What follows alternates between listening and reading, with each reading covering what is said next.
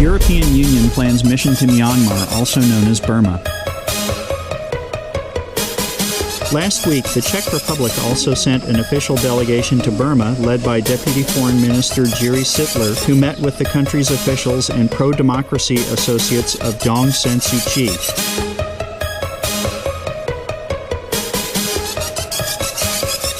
We all know how serious and dreadful the current situation is in Myanmar. For those of us outside the country, it can be difficult to know how to help.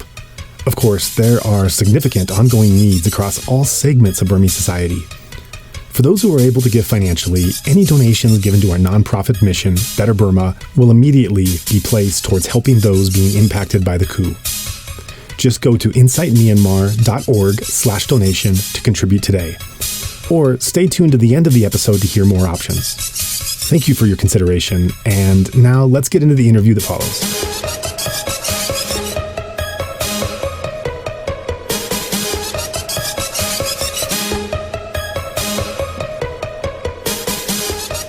Spirit House 4.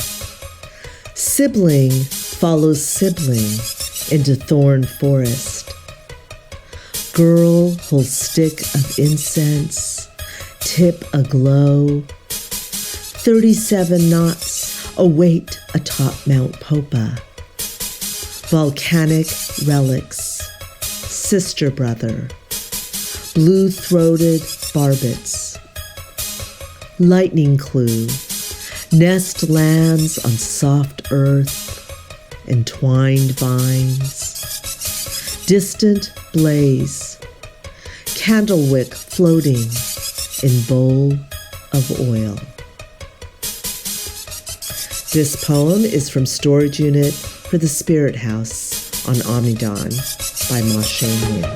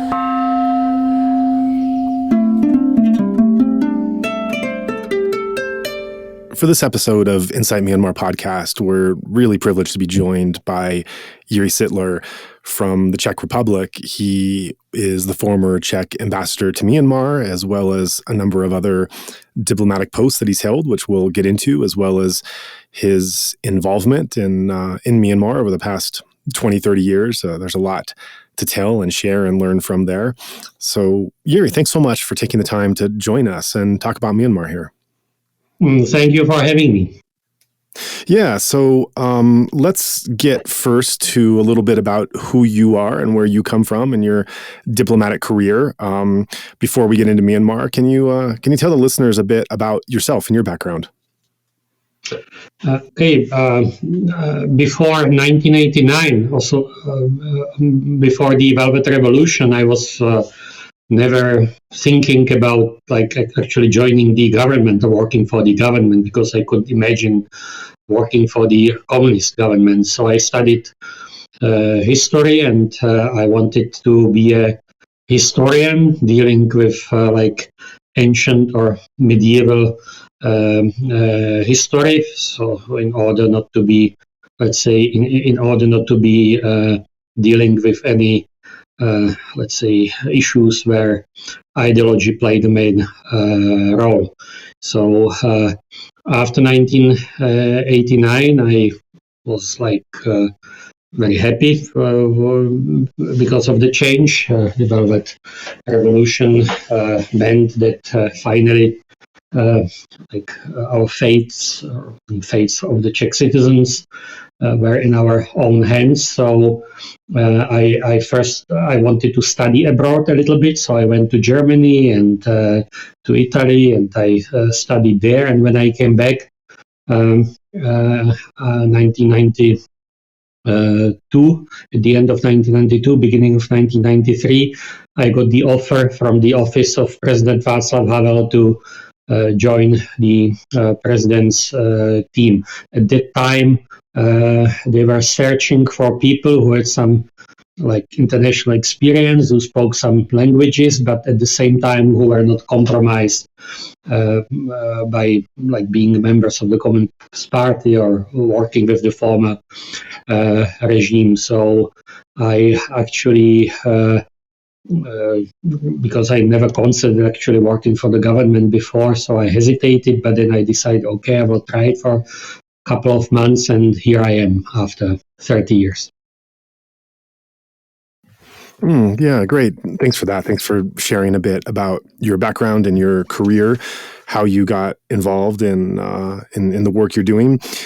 Take us now through some of the posts that you held, and once you got into the Foreign Service in Czech Republic, what positions you held and what kind of work you did outside of Myanmar before we get to the topic of that country.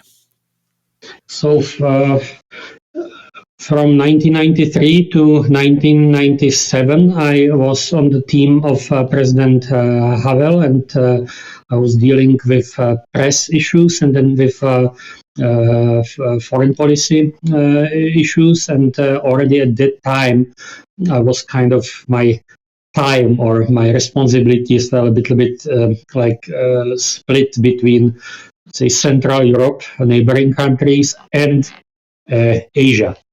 I studied just for a few months, but I studied Thai at the School of Oriental and African Studies. So in the eyes of my colleagues in the presidential office, it made me an Asia expert, which I didn't feel like, but then I kind of tried to do my best.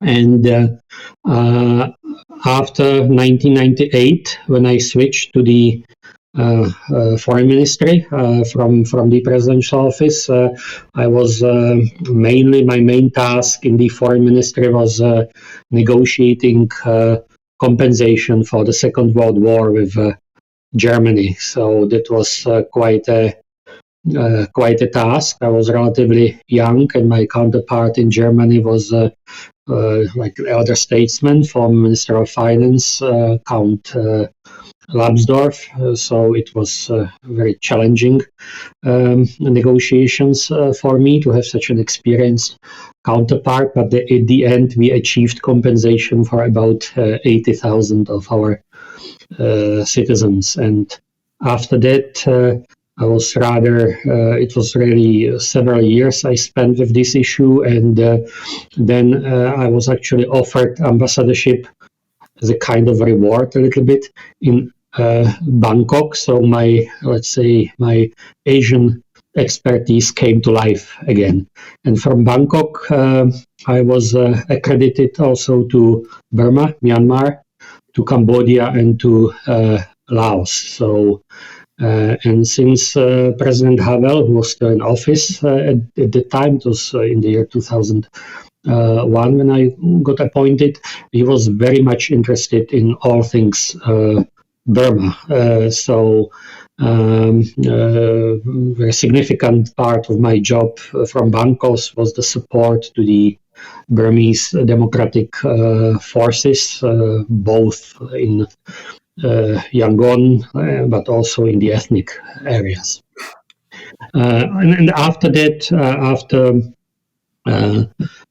coming back from Asia, I was director for Asia for some time in the Ministry of Foreign Affairs. So I continued to deal with also Burma-related issues. But then I became ambassador to Romania, later to Sweden, and now I'm in Vienna as ambassador to Austria.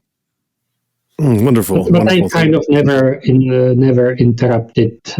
I never ceased to have contacts with my friends in Burma, with exiles in Thailand, and I've visited the region rather frequently, and not in the last 2 or 3 years though, but it was mainly because of the pandemic, because of the travel restrictions.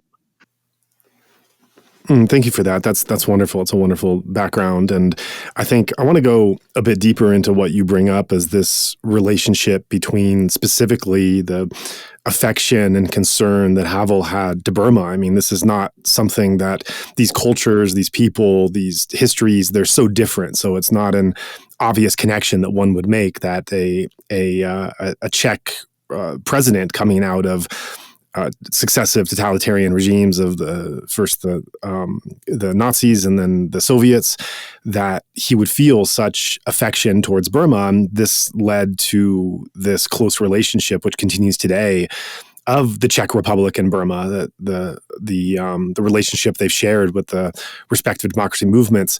Can you share a bit about his relationship with Burma and how that developed in the countries forming a stronger relationship that continues through today?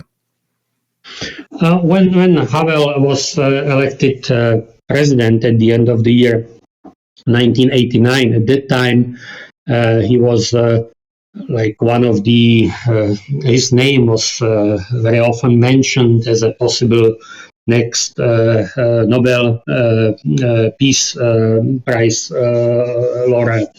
However, in his opinion, he was, in his view, the Velvet Revolution was successful.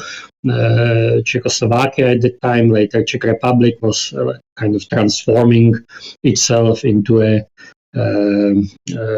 democratic country anchored in the West, and also later with the NATO membership internationally secure. And his idea at that time was that because the Czech dissidents, they were helped in 1970s, 1980s by others. They were supported by international NGOs, by courageous foreign politicians like Dutch politicians, French politicians. So his idea was, now when we actually establish democracy in our country, we should actually do the same to others. So human rights promotion was one of the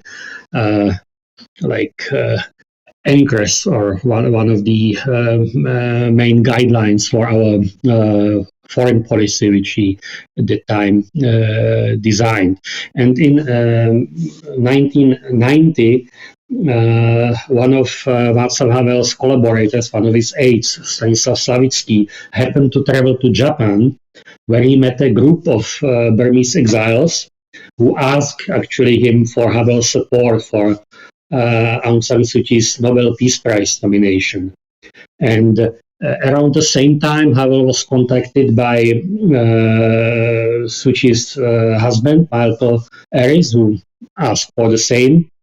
So he decided to formally nominate her. He established contacts with a group of US congressmen and with the committee of Professor Finnis at the time, the actress Liv Ullmann, who were also campaigning for the Nobel Peace Prize for Aung San Suu Kyi. They joined forces and they finally succeeded. So this was like the beginning of the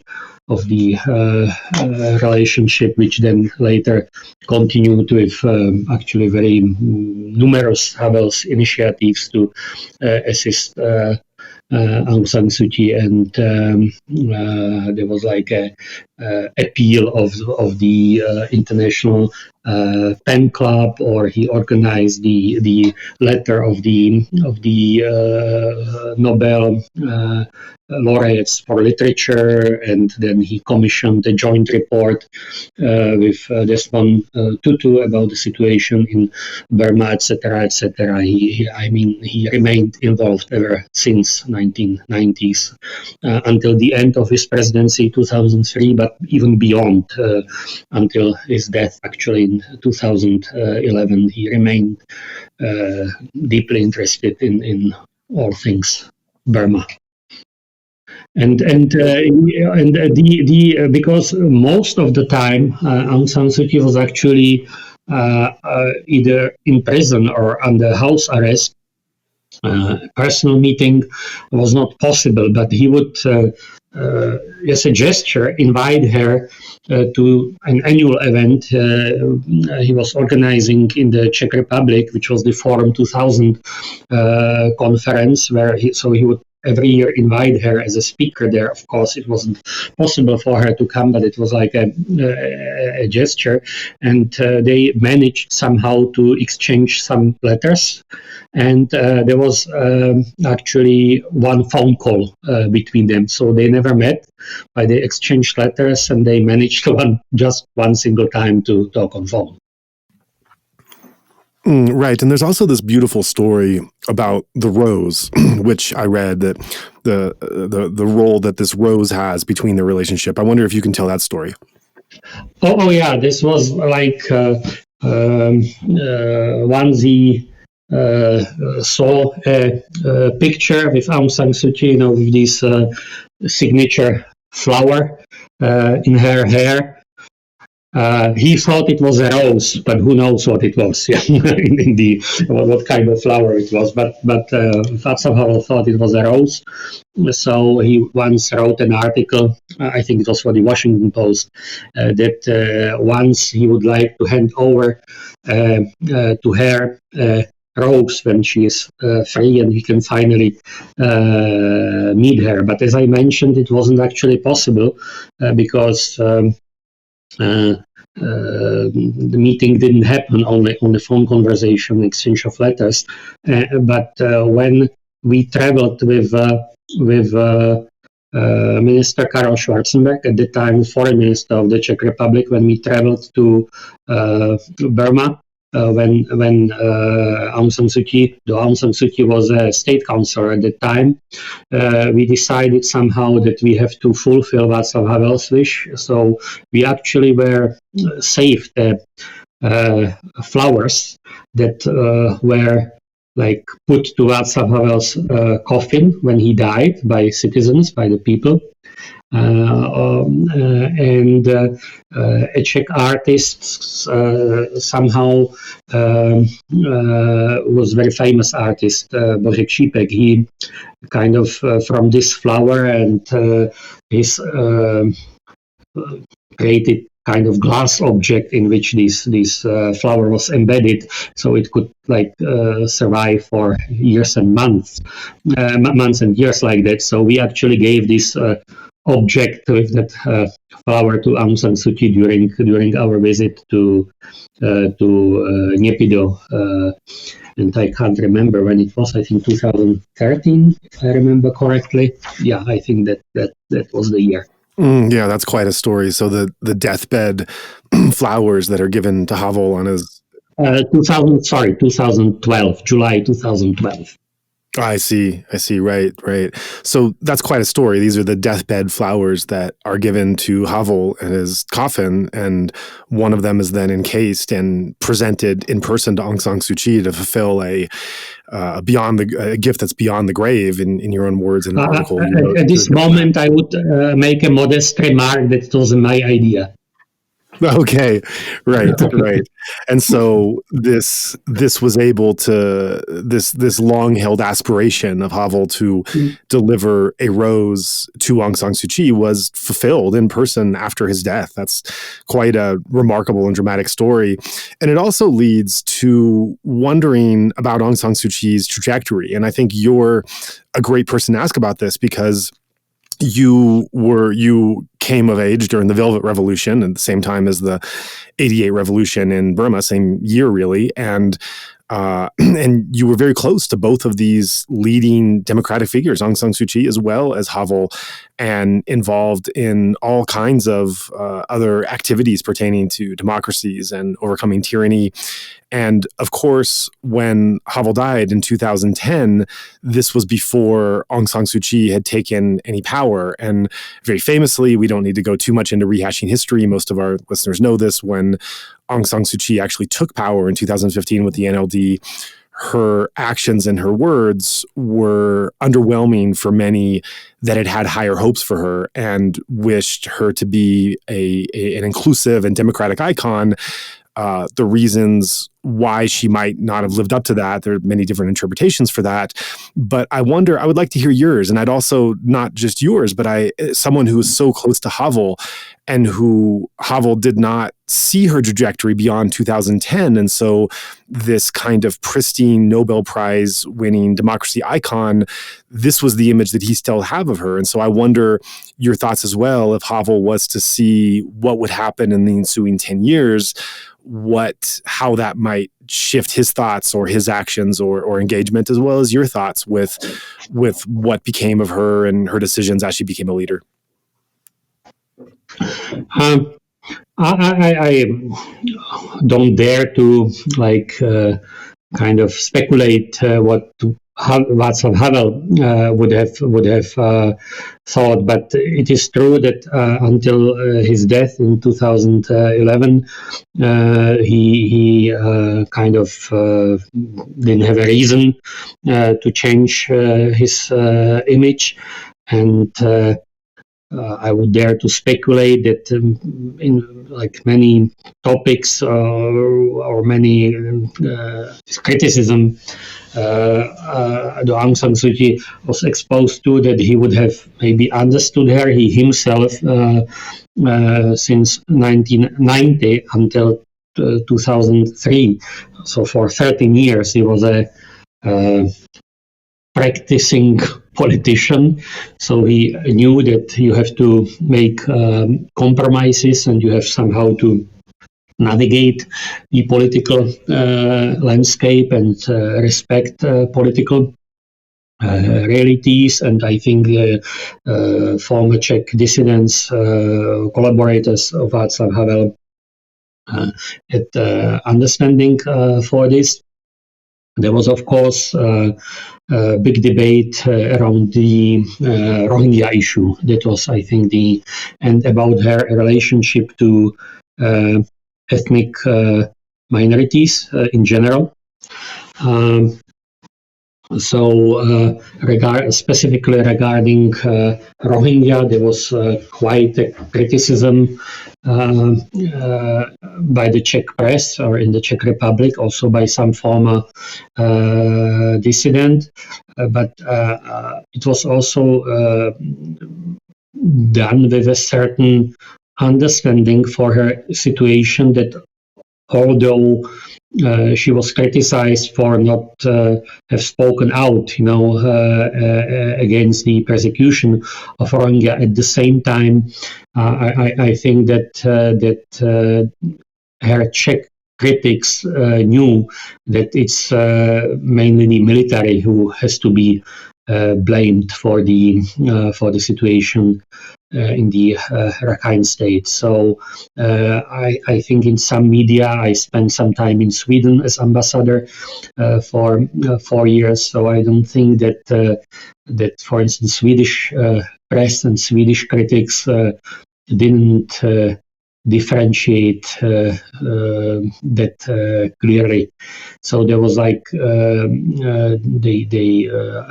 the criticism there was they thought she somehow was the instigator maybe of the situation, while we know that situation in Myanmar with the division of power between military and NLD was very complex.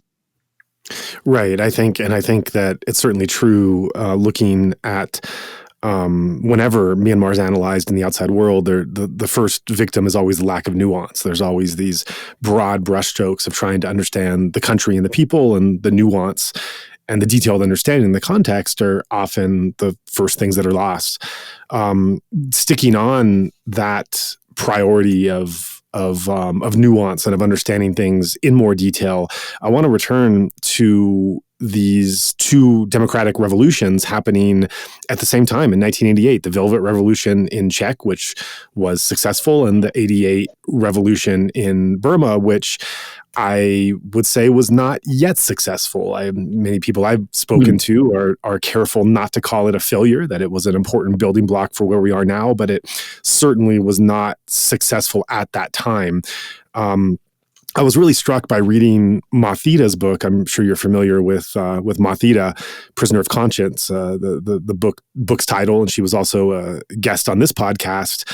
And as she's writing her experiences from 1988 on to like the mid 90s or so is when it leaves off. She's referencing not just what's happening in Burma, but what's happening around the world, with especially the Soviet Union and the fall of communism, and Czech Republic is referenced. And it was very interesting to read that and get this feeling that as they're seeking their own democratic aspirations in Myanmar, they are aware and excited about these developments around the world. There seems to be this surge of momentum happening in freedom starting to open up, and the sense of why not here. Of course, that was not yet successful. And so as someone who, as mentioned before, as we just referenced, someone as yourself who arose from the Velvet Revolution and benefited from that happening to your society, and then later became very intrinsically involved in Myanmar and developing a very detailed understanding of the 88 revolution, working with many of the activists from there. How would you compare and contrast these two revolutions that happened at the same time in very different places? I think that Czechs were in a way lucky, because the international environment was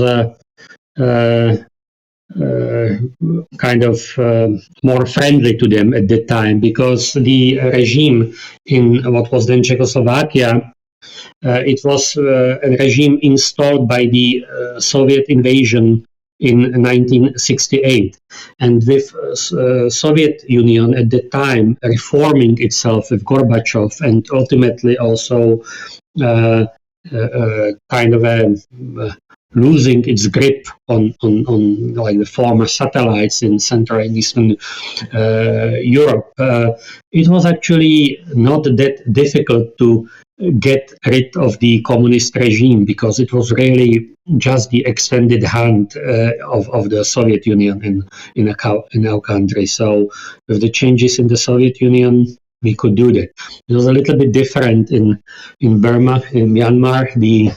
Of course, the military regime was kind of homegrown, so it was much more difficult to get rid of it. So in that sense, I don't think that Czechs were somehow Czechs didn't succeed because they were better. They were just more lucky. Yeah, and but there was always like from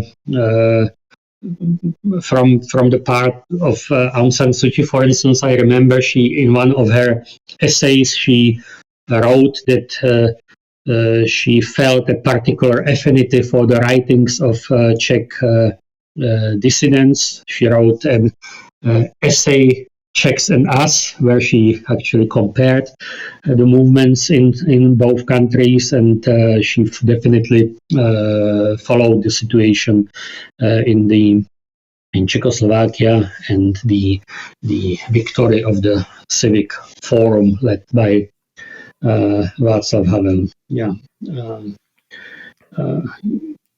Me, when I was ambassador accredited also to Myanmar, I presented my credentials at the time to the leader of the junta, Tan Shwe, and I kind of because also in his time the military they were always talking about like that they were planning elections and reforms. They never happened actually at that time, but they were still talking about it.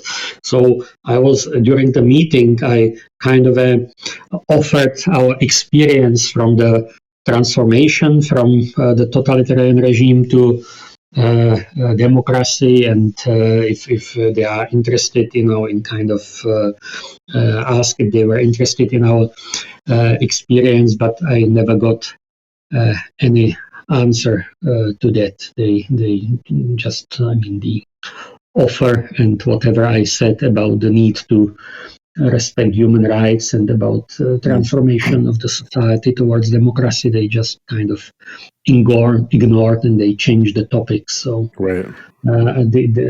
So this part of the Burmese society was not interested in our experience, as opposed to the NLD. Right. So as ambassador to Myanmar during that period in the early 2000s, you came in contact with many members of the ruling regime, including, as you referenced, Than Shwe, who was the... With Than Shwe, it was just the one meeting, because he didn't meet foreign dignitaries very often. It was just the one occasion when I presented my credentials. Right. Yeah. Is there anything that stands out about him personally? I'm just wondering if you, just from a human sense of sharing a room with him, if there's something that you recall or remember from that interaction. I only remember that at that time, like everybody was speculating, maybe he's like already sick, and maybe he's not there were like hopes that he might not be up to his task. So, but he was quite lively and very healthy. So that was like, I thought, okay, it's not like there's no solution in the sense that would be some natural, let's say, physical exchange of the leadership in a natural way, and his kind of disinterest in actually discussing really political issues. The line he had was like, he was talking about how Bangkok or Singapore are fantastic cities with these skyscrapers, and they would like to have something like that in Burma too. And I remember that the foreign minister, not Than Shwe, he said something along the lines that in 1968, at that time, the Burmese regime condemned the Soviet invasion of Czechoslovakia. So they are confident that Czechs would now condemn any attempts of foreign interference in Burma. So that was like the line. They were like, whatever I said, this was their line, and there was actually not much interest in our experience from transition to democracy. You've been a diplomat in half a dozen different countries. How is your experience as a diplomat in Myanmar different from being ambassador in the other countries you were in? If I talk about, let's say, Asian countries, because from Bangkok I was accredited to Burma, but also to Cambodia and Laos. So in Burma, it was really, we supported the democratic opposition. We helped to the families of political prisoners. We supported also the ethnic groups in the border regions, and it made us, of course, not very popular in the eyes of the regime. And there were even occasionally in the Burmese press, campaigns, against the Czech Republic, or what they presented as us interfering into their internal affairs. At the same time, there were some kind of activities they allowed, I don't know, we provided some training to Burmese filmmakers, and it was somehow permitted. We were allowed to do that. There were some activities that were allowed. Compared to that, for instance, in Laos, each and every activity of the embassy required official permission, even a simple, viewing of some old film or whatever. Everything required permission, and there was actually no democratic opposition to speak of. They were all in exile, so our activities in Laos were very much limited. And in Cambodia, the focus was on cultural exchange, because we didn't have big economic interest there, but there was always hundreds and thousands of Cambodians who studied in the Czech Republic. We used to be in the past, not anymore, the second biggest donor or provider of the development assistance to Cambodia after France. So there was really big numbers of Cambodians who studied in the Czech Republic, including the king. So we focused on developing contacts with them, organizing cultural events, etc., etc. So, and with Thailand, it was very much about our economic relations. So it was different focus in different countries. But in Burma, I would say there was occasionally even a direct conflict with the authorities there. How so? Wasn't the case elsewhere. How did that direct conflict play out? Mainly it was mainly in these steering the official press in Burma, for instance. There was even once a campaign against Václav Havel and Desmond Tutu. When I mentioned the report they commissioned, and the result was that they suggested that the Security Council of the United Nations deals with the Burma issue, which actually happened later. So they really disliked this initiative. They started a campaign against Václav Havel and the Czech Republic in the Burmese press. And quite interestingly, and they also initiated a letter campaign to our embassy in Bangkok, where Burmese students allegedly wrote us letters where they criticized the Czech attitude. All the letters from all around the country were exactly the same. So it was obviously steered. But then we received a couple of letters, authentic letters by Burmese students, where they wrote, please ignore this campaign. We have to do it. They are telling us to do that, at the universities. So I know that you receive these letters these days, but we are actually happy about this report. Please continue your work, and we are grateful for your support. So this was authentic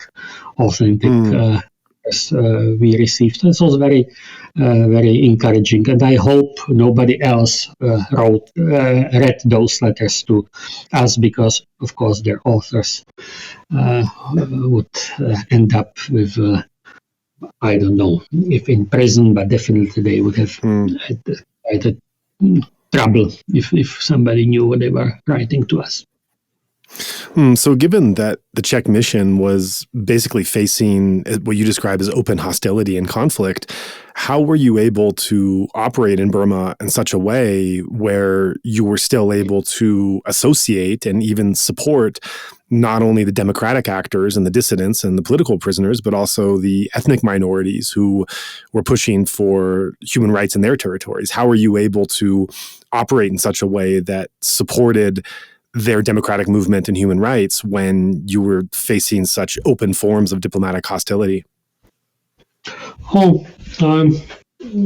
As I mentioned, despite of that, some of our activities, which were not explicitly political were still permitted. We worked also in partnership with missions at the time who actually resided in Yangon. I don't know, with the French Institute or with the Brits, with the Americans, with other missions in Yangon, and regarding the assistance to political prisoners or rather their families, we just worked with existing networks like the Association to Assist Political Prisoners, within the country, and with ethnic groups. We work directly with the ethnic groups in the border regions. There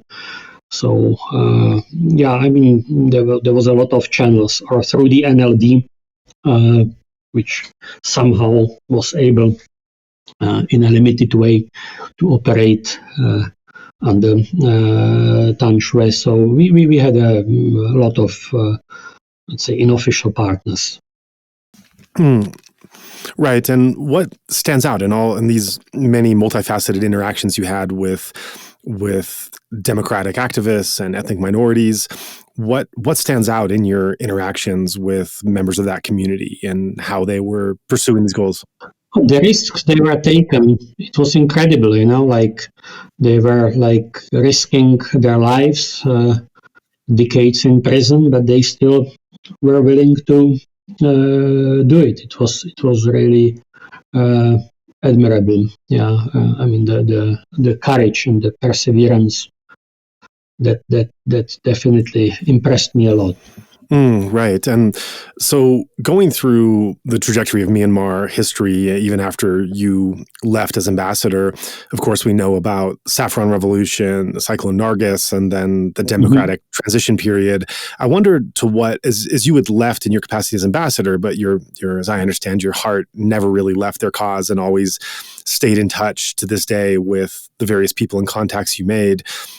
How can you take us through that period and what you were thinking, how the Czech Republic was involved as it progressed through to the democratic transition prior to the coup? By the way, although I left the region in 2006, I was still for a few years afterwards as a director for Asia and Pacific in our ministry, and also after Nargis, I traveled to Burma to attend this big international donor conference. I was appointed for that occasion, like a special envoy for Burma, and I think the behavior of the junta after the cyclone was like eye-opening for the international community. Also, those who were maybe not that much interested in Burma before, they were shocked when they saw how the junta reacted. heartlessly against their own people. After the cyclone Nargis. It was, I remained involved also privately, and I kind of traveled to the ethnic regions very often. For instance, with you might know Free Burma Rangers, the organization. Sure, and yeah. I was also trying to organize assistance, in the current state and in the Shan states, other regions, through various Czech NGOs. So there are many Czech NGOs. So there was a governmental help, but there was also several Czech NGOs who were assisting significantly, both in the central regions, but also in the ethnic regions, like People in Need, or ADRA, the Czech ADRA, which is a Christian organization, or many other organizations were involved in, providing medical equipment, renovating villages burned by the Tatmadaw, providing textbooks or solar panels or internet access or many kinds of assistance, especially in the ethnic areas that were like accessible through from the Thai border.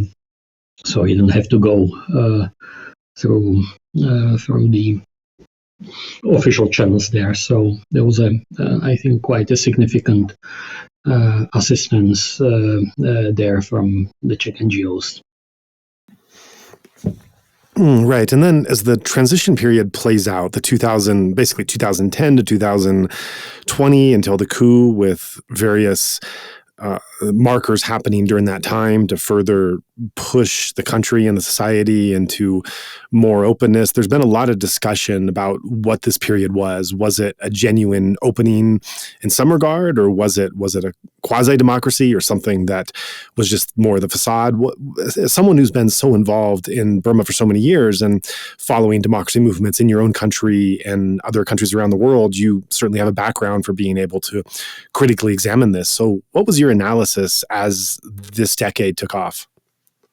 Oh, it was a very, it was a very promising period, and we had hopes that, it was very clear to us from the beginning that there are limitations given by the fact that the constitution was what it was, and that it gave a lot of power to unelected military leaders. But at the same time, there was a lot of space at that time which didn't exist before, also for international cooperation, for economic development. There was a freedom of press to a large degree. So we had big hopes. We opened at that time, as the Czech Republic, our embassy in Yangon. Before that, as I mentioned, we covered Burma from Bangkok, but at that time we opened the embassy there. Aung San Suu Kyi visited Prague actually and met former collaborators of Václav Havel. She actually attended the Forum 2000 conference, to which Havel was inviting her like every year before when she was under house arrest. So again, it was like a symbolic gesture for her to actually attend the conference, although Václav Havel was dead already, but she met former Havel's collaborators. We had a very good discussion, and our Minister of Foreign Affairs and other ministers traveled to Burma frequently at that time. We made Burma and the situation in Burma even before that. Before this opening, during our EU presidency in 2009, we made it one of our priorities, like the democratic change in Burma, and so I can't say that the coup was like totally unexpected. It was like we were never naive in the sense that we always kind of thought something like that might happen, but we hoped it wouldn't. I would put it that way. And of course, something did happen with the coup a year and a half ago that was launched. Did that take you by surprise? Did you see it coming? What were your thoughts when you heard that news? Well, we didn't see it coming in the sense that we would kind of know something more than others did, But there was a certain build-up, right? After they didn't want to accept the result of the election, so there was a kind of a certain tension, and there was like a certain build-up, and there was something in the air. So we hoped it wouldn't happen. It did, and it's of course sad. And what's also sad that the international reaction was not maybe as forceful as it could have been. there is a like the civil society in Burma is very strong. It is resisting. The ethnic groups are resisting, but they don't get much outside help. Right. Yeah, that's certainly been the case since the coup was launched. What has regarding the international community, we see a lack of action. What can you say about Czech Republic specifically, who's been a longtime friend of Burma? What has the Czech Republic been able to do since the coup was launched to show support and solidarity? They were like, we continue, of course, to support Burma. There were several developments which made it more complicated. Of course, the pandemic, where before that we were providing Czech travel documents to many, not only Burmese exiles, but even some, let's say, members of the Burmese government, and currently also some members of the government of the national unity in Burma. They're actually holders of Czech travel documents. But during the pandemic, it was not technically possible to continue with this. They were not able actually to travel to the Czech Republic, and now admittedly, although we still continue with that support, now the main attention is on the war, over the Russia's war against Ukraine, which kind of makes sense. Of course, it's closer. It's a direct threat for us, because Putin declared war not only to Ukraine, but as he put it, to the entire West, and they caused, Russian secret services caused an explosion on our territory of an ammunition depot some years ago, and so it was a direct enemy act. And of course, in that context, it's understandable that the main focus of the let's say Czech political scene is on the situation in Ukraine, but at the same time, the Burmese representative for Europe, or accredited to most European countries, and I mean now the of course government of national unity. I don't mean the junta, but the representative seats in Prague. So that's also in a way symbolic, and he's also a holder of a Czech travel document. So we continue with the support, but it's the problem is that nobody knows exactly what to do from the Czech Republic now, except for, let's say, some humanitarian help, some providing of the travel documents. There's always some discussion about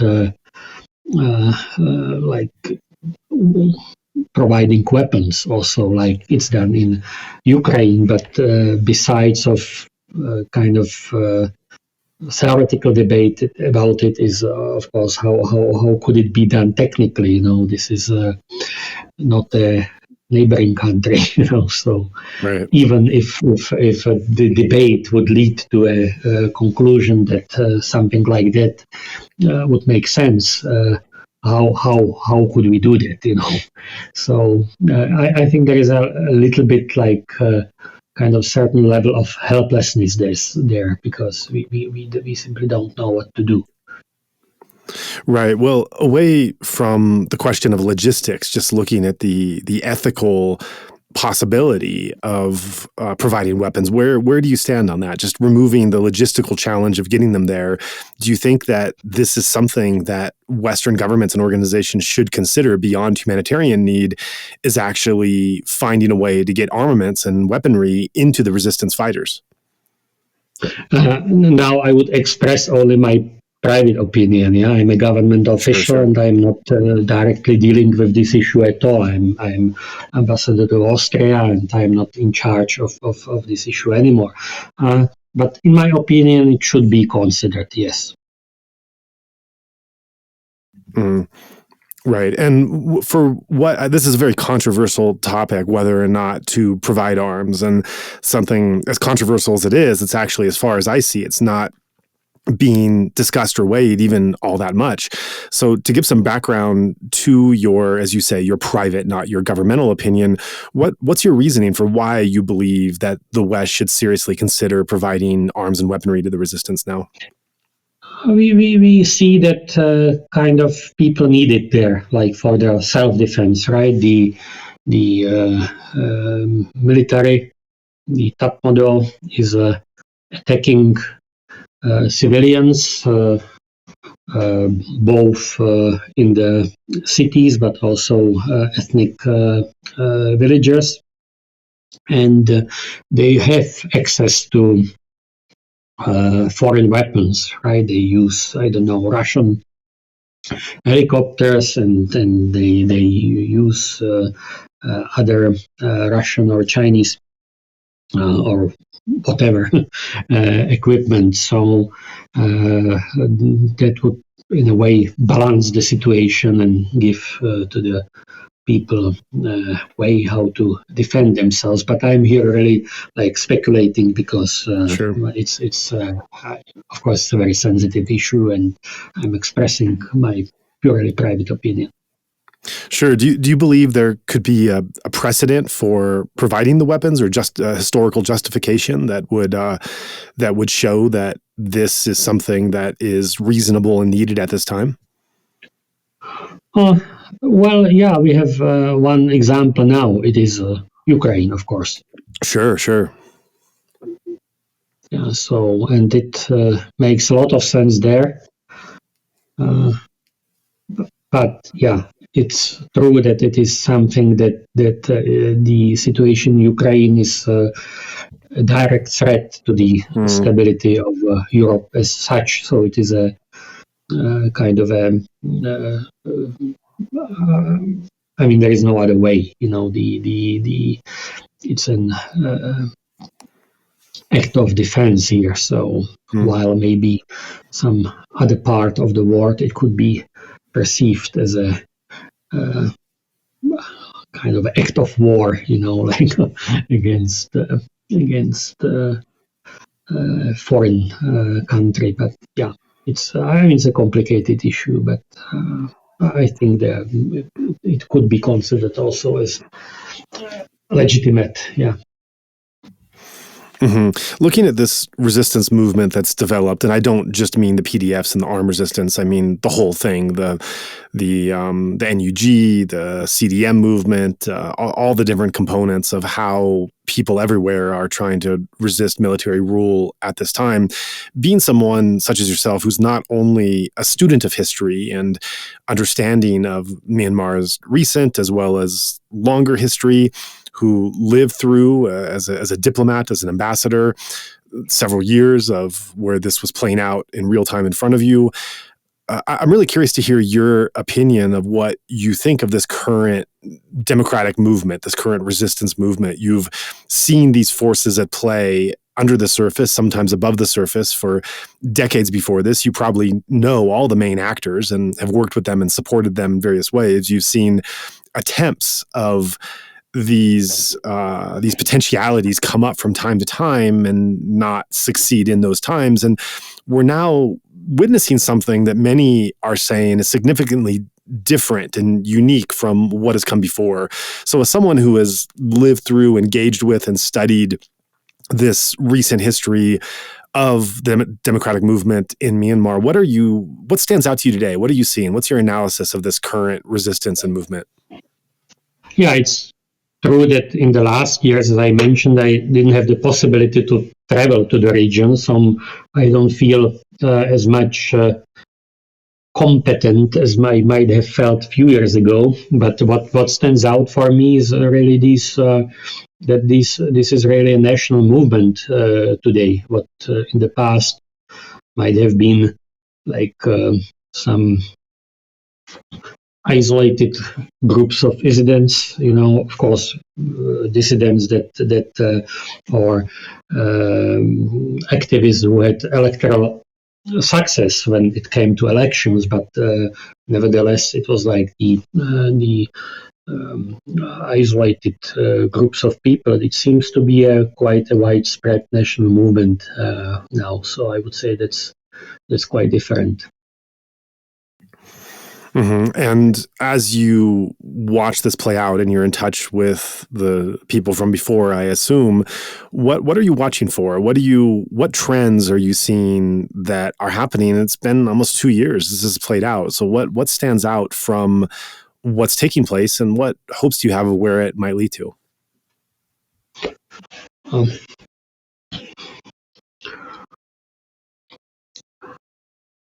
I mean, what I don't want to make some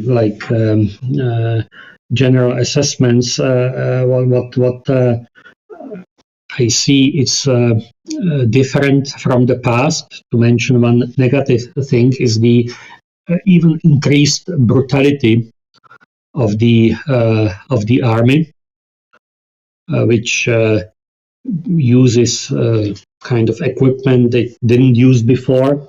Also, like in the ethnic areas, also attacks by helicopters and airplanes, etc., and the increased brutality in condemning the activists who are against the regime and executing actually them. That's also this brutality of the regime. That's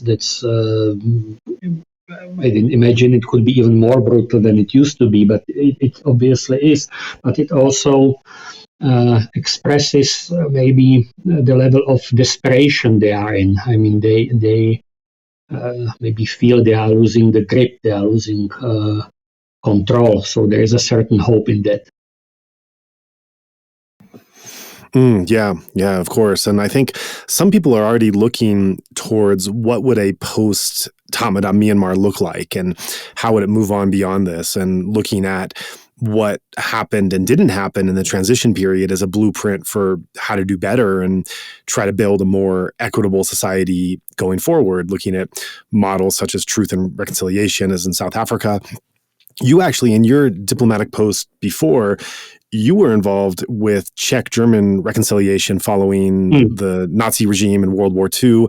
And so I wonder if you see any parallels or lessons learned from your extensive involvement in repair and the reconciliation of Czech-German relations to, and I understand these are two different countries, even though one occupied the other, but if you see any similarities or lessons learned that could be applied in a potential post-Tamada world where in building a more just and equitable society, there can also be some kind of understanding or reconciling without giving back power or privilege to those who've committed these atrocities and shaping a way forward.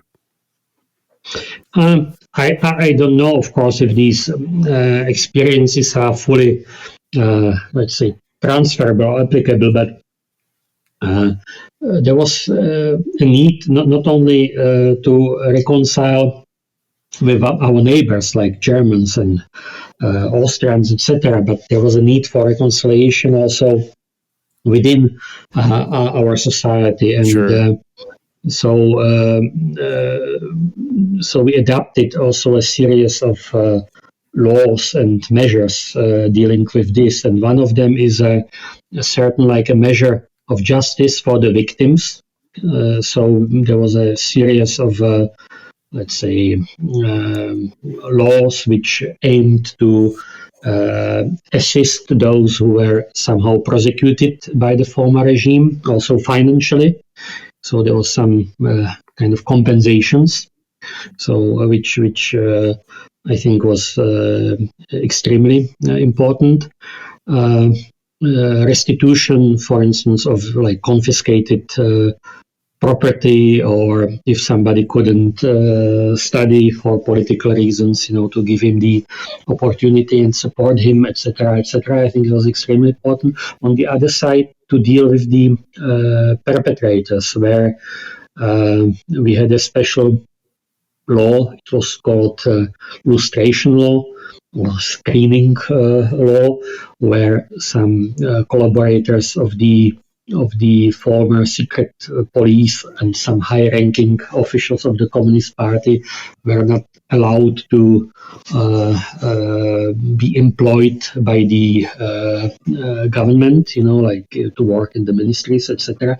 But they could be elected in elected positions. That was like possible, because it's up to the people. If they want to elect such people, it was up to them, but they couldn't get a position in the ministries on the public servant level. So that was really important. Some people thought it was not enough. There was not the crimes of the previous regime were not punished enough, but at least you have to attempt to do that, symbolically. Some of the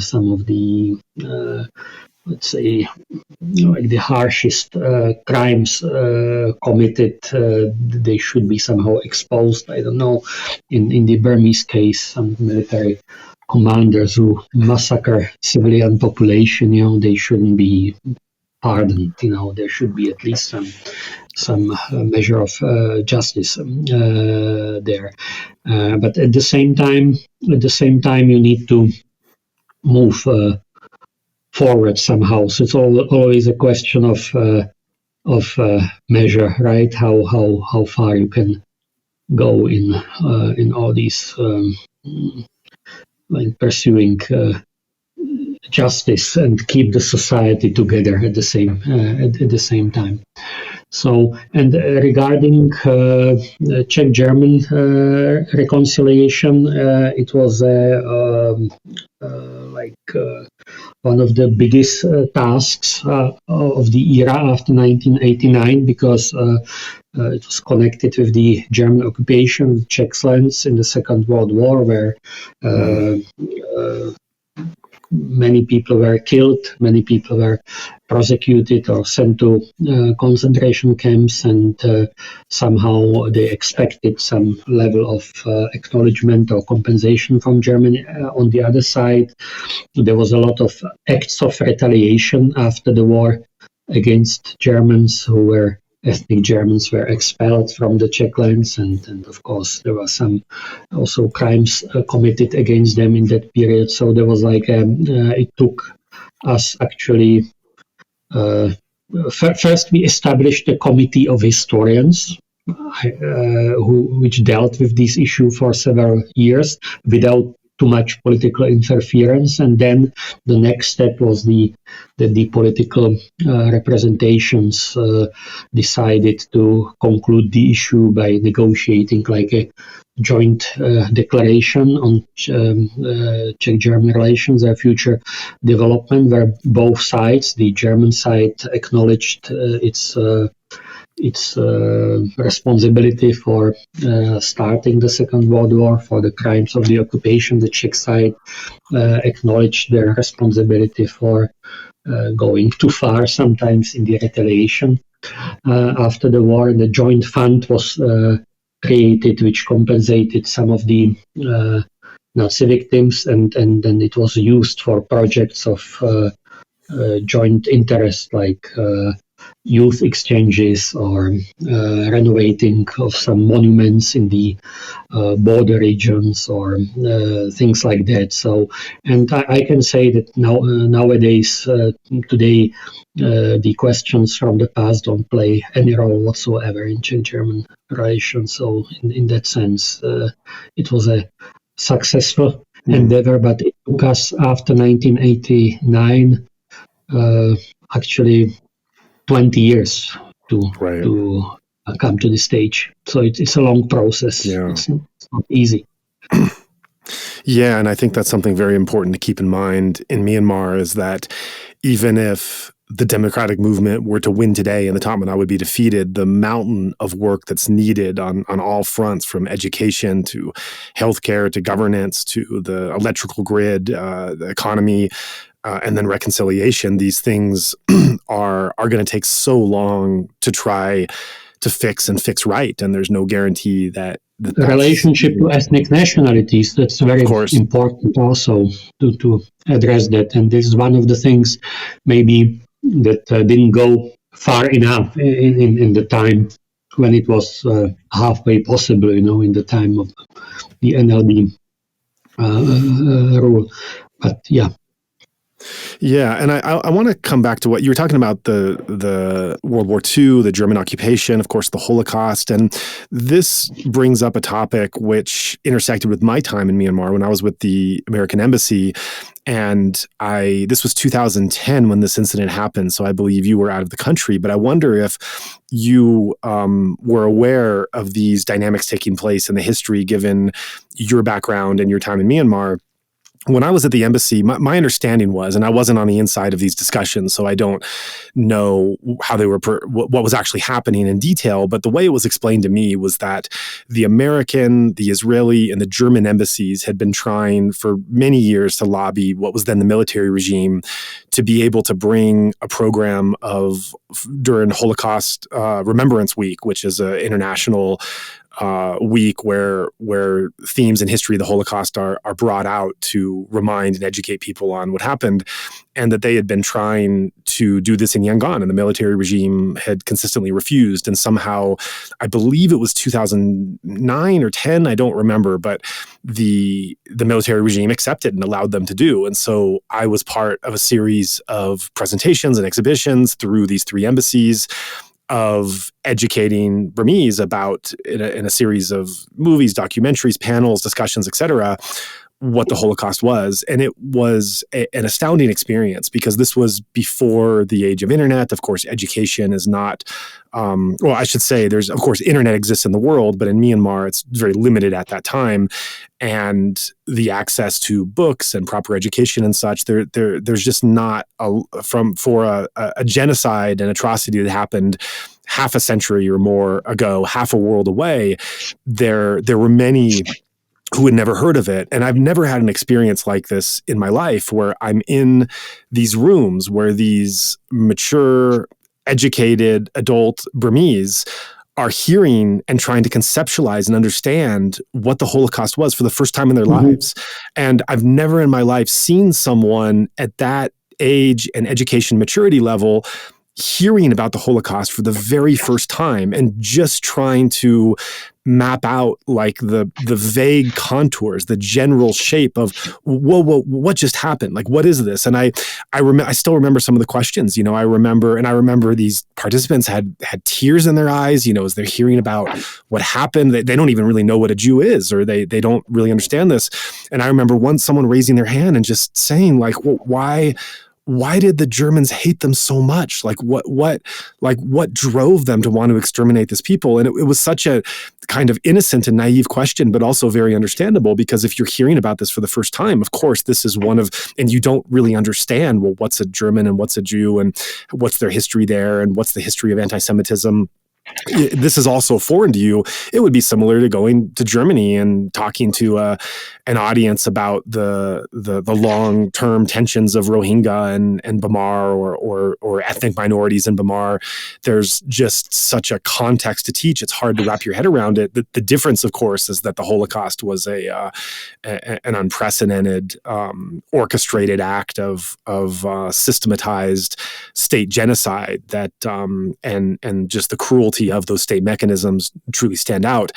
But it was really something else that I'll never forget in my life, of seeing what it was like to tell an audience about the Holocaust who had never heard of it before ever, and to see their reaction and how it landed. And, and then also to try very carefully, because at that time, this was, of course, the military regime was in full power, try to use those lessons to talk about some of the ethnic hatreds. This was, of course, this was years before the real Rohingya campaigns would begin, which have been recently termed a genocide. So there's obviously parallels in terms of one group's hatred and mistrust of others.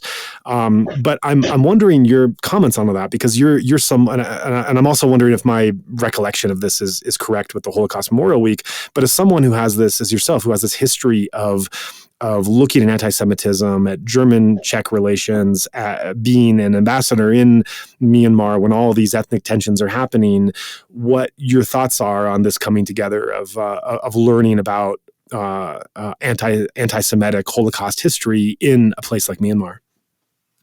I think it would be definitely very useful. In my time, we were not involved in this particular topics, like trying to teach about Holocaust. We did some events like this in Cambodia, because in the connection of Khmer Rouge, and in the we did some exhibition about Holocaust on the sites of the Khmer Rouge genocide, but we didn't do that in Burma. That's true.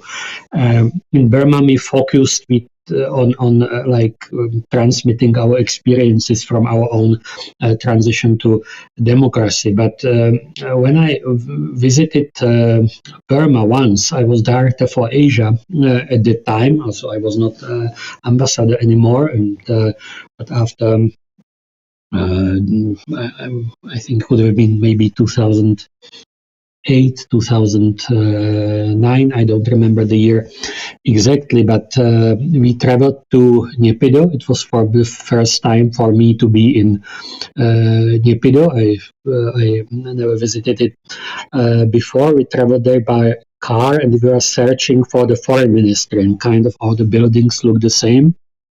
So on a crossroad, we saw a group of young Burmese on motorbikes, and we approached them and asked them for directions. And to my surprise, then I saw that they had these, all of them, these Nazi-style German Second World War military helmets with Nazi symbols on them,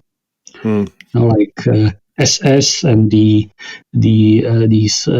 eagle and Hakenkreuz and the swastika, and it kind of totally surprised me, shocked me. But they were like, it was obvious they had absolutely no idea what it was.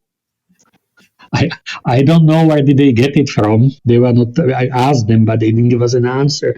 They just kind of purchased these helmets somewhere. Somebody gave them to them, but they were like, it was like a bizarre situation when we were approaching the Burmese Foreign Ministry in Naypyidaw, and we were accompanied, because they were showing us the way, which we couldn't find by ourselves. We were accompanied by a group of young Burmese on the motorbike with helmets with Nazi symbols. So I took some photos back then, but I understood that there was absolutely zero awareness about this era, So that was my encounter with this issue. But we as a Czech embassy, we didn't actually organize any events like that, and maybe we could have.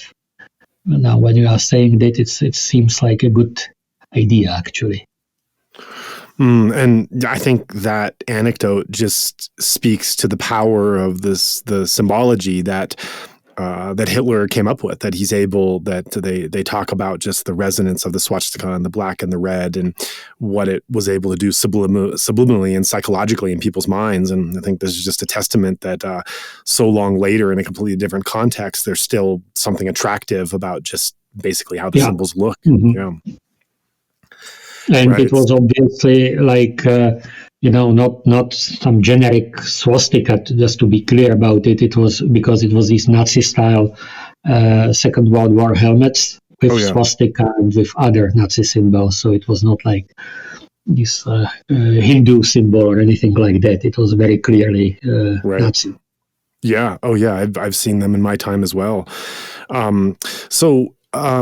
Summarizing your background and your overall experience in Myanmar, you were introduced to me by Igor Blažević, who we just did published. He's a great guy, by the way, Igor. He's really incredibly committed to Burma, to democracy movement in Burma, and I think, did a great job. Yeah, absolutely. And in introducing you to me, he referenced you as someone who stands outside the normal type of diplomat and ambassador, someone who truly loves Myanmar, the country, and its people.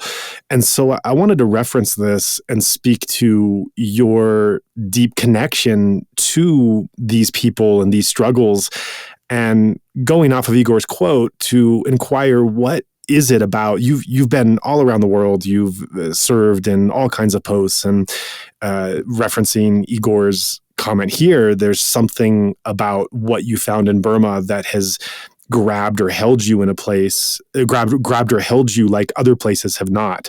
And so I'm wondering what it was about Burma, among all the countries you've been, that managed to get that hold that still remains to today. This incredible commitment to the cause of freedom and democracy, where really, people were risking so much, and they were still doing it. They were still fighting and risking their lives, risking decades in prison, or in the ethnic areas, also risking their very lives. So it was this kind of admirable commitment to the cause, and despite all these circumstances, and despite the odds, that was quite admirable. And at the same time, I know but at the same time, combined with I think there was a lack of hatred. I didn't feel really hatred.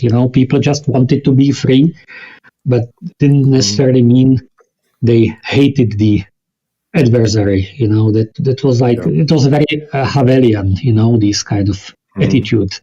So that I think it was the thoughts and kind of approach of Václav Havel in the practice, but in another part of the world, if you know what I mean. Yeah, I absolutely do. And going back to what you referenced before about the international community's reaction and response to the coup, I think this is what makes it all the more heartbreaking, is that this is a country I've spent 15 years in, and I have deep connections with the people as well, and what they're going through. And I think this is what makes it so tragic, is these people are risking so much, not just now, but over the course of lifetimes and generations, and now probably more than any time before. And they're risking this to stand up for these things that we not only enjoy freely in most our societies, but that our entire governments are supposedly behind and supportive of, and yet they've received almost nothing in their struggle, and they've continued to risk everything to try to achieve these democracy and human rights, and create an equitable society, and moving on from this tyrannical and corrupt society that's ruled them before and caused so much oppression and harm. And to see them burdening so much of this struggle on their own now, as the world, for whatever reason, has not come to its aid and somewhat turned its back, it's I kind of oscillate between the inspiration and the resilience that we're seeing from them, and just the shame and the misfortune that they are not getting the support, and wondering what one can do, however small I might be, or my platform, or anyone listening that feels just as small themselves. What can be done to try to change that and bring more support and solidarity, even at whatever level it is, at whatever measure it is, to show they're not alone and that their struggle is something that is inspiring and supportive by so many freedom-loving people around the world? Yeah, I mean, we definitely need to do more. I don't have like a recipe. We talked about some maybe controversial ways how to help, but of course there is many other things that can be done. More humanitarian help. If people don't want to deliver weapons, they can always deliver medical equipment. There can be more targeted sanctions. There are, of course, many ways how international community could help. But the problem is that talking about the international community, I mean, it's unlikely that like countries like United States or Australia or the European Union can finally solve the issue. It's also a question for neighboring countries, for India, for ASEAN member states, and it's kind of a sad to see them not to do anything. Yeah, so in closing, and I'd like to ask you, and hopefully not put you on the spot too much with this question as you recollect from your memories, but you have been in Myanmar many times. You've spent many years there, held several different posts. And I think through your experiences, you have a very unique insight and interaction through your particular involvement that myself and many listeners didn't have. You met with many people, you saw many different parts of the society. And so I'm wondering if there's some kind of anecdote you can close out with, something that comes to mind. And again, I don't want to put you on the spot so much. You have obviously so many to choose from and so many, you interacted with people at different levels. Well, it's not an anecdote, but maybe like I always like to see in all these kind of sometimes desperately looking situations. There's always so encouraging to see moments where you see that somehow people survived and they reconstructed their lives. You know, I mentioned the representative of the government of the National Unity in Prague, Clinton, is a guy who spent decades in prison, who was condemned to death, who had big health issues because of that, who managed somehow, after decades of imprisonment, to escape to Thailand. And this guy married happily, he has children, he's raising them, he's representing the democratic forces, so he somehow kind of survived and despite being condemned to death, you know, there is like a life and he has children, there is future, and he works for the future of Myanmar. Or when I was once visited for the first time, when I visited the current state, I think it was 2009 or something like that, via Thai border. I spent Christmas in one of the Karen villages, and they were so hospitable and so nice, you know. But then years later, this village was destroyed and burned by the Burma army, and somehow it made me angry back then, and with some like friends and organizations and with the help of Free Burma Rangers and others, we decided that this village will live again. So we collected money in the Czech Republic from different organizations, and the village was rebuilt and reconstructed, and it exists again. So there are many villages like that, and there are many people from around the world helping. So there's like, despite all this destruction, there is always hope, and there is always future. I think that's a great story to end on, and thank you for sharing that, and thank you for coming on and talking about your wealth of experience and reflections. Oh, there are like many things that could be said, but I think I would like to end with this idea of hope, which was also like a central idea or guideline for Václav Havel. You might know that he signed always his name in green, with a green pen, and he added always a red heart to it. And once he told me that he does that because the heart represents like a passion, and the green color represents hope.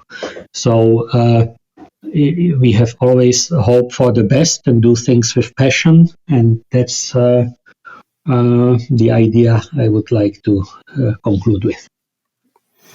Well, thank you. That's a good thing to keep in mind now, and thank you so much for coming on and chatting with us. Thank you for inviting me.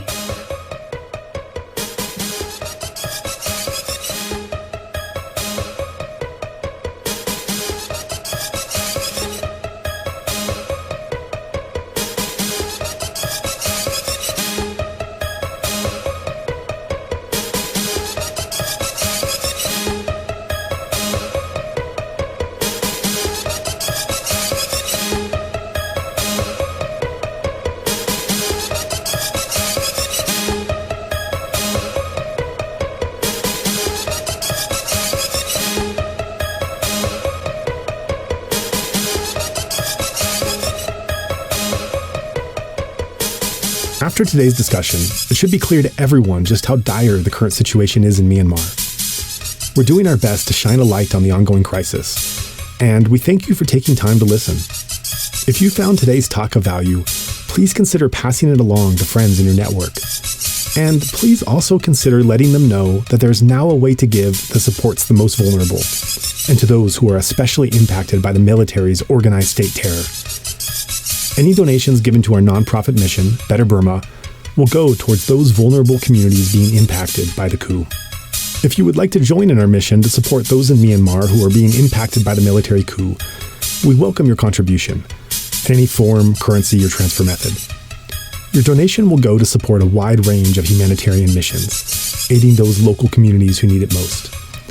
Donations are directed to such causes as the Civil Disobedience Movement, CDM, families of deceased victims, internally displaced person, IDP camps, food for impoverished communities, military defection campaigns, undercover journalists, monasteries and nunneries, education initiatives, the purchasing of protective equipment and medical supplies, COVID relief, and much more.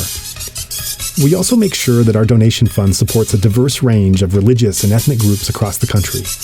We invite you to visit our website to learn more about past projects as well as upcoming needs. You can give a general donation or earmark your contribution for a specific activity or project you would like to support. Perhaps even something you heard about in this very episode. All of this humanitarian aid work is carried out by our nonprofit mission, Better Burma. Any donation you give on our Insight Myanmar website is directed towards this fund.